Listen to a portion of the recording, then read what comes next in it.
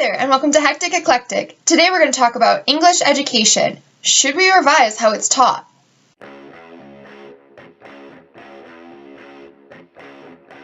I don't know about you guys, but I grew up in an area that was well known for its education. Something like 98% of graduates from my high school went on to college, and if parents had the option to send their child to a different school in the area, they usually ended up at my school. And yet, I can't honestly say that my education was the best in the world. That's not to say it wasn't good. It was. But I can't deny that the structure of English classes killed my desire to read. Now, I wasn't a big reader to begin with. When I was young, I was more interested in running around outside and making new friends than reading.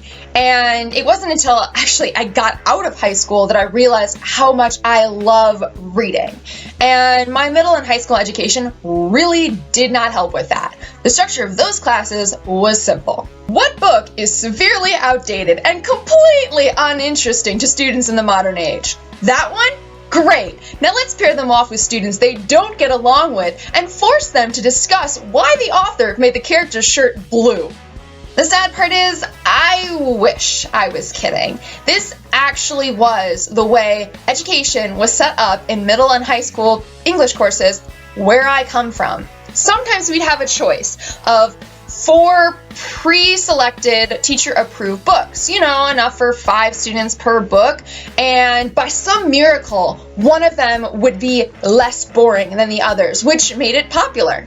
Unfortunately, if you're that unlucky kid, or, the kid that the teacher dislikes, as I often was, you get kicked to the bottom of the book wish list. In other words, you get the most boring of the 4 book options, and are now forced to read it and discuss it with the other kids the teacher dislikes. Or perhaps there's just one book that the entire class has to read because it's classic, like George Orwell's Animal Farm.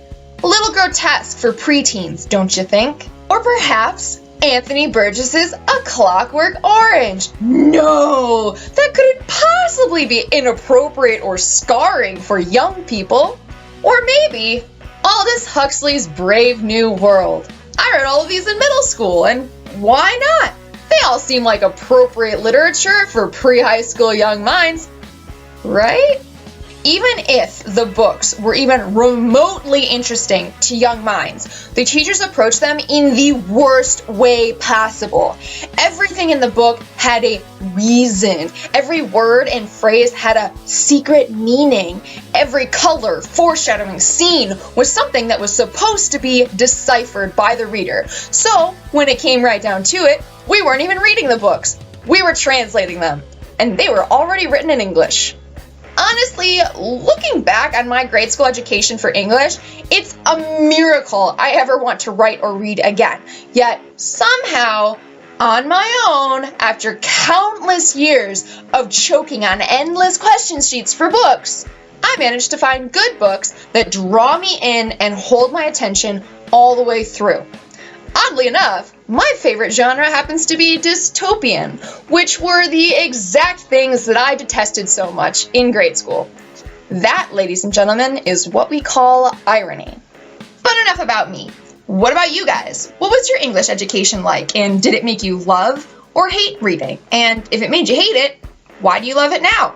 Let me know in the comments below, and if you guys like this video, make sure to like and subscribe, and I will see you guys next week with another video on Hectic Eclectic. Bye!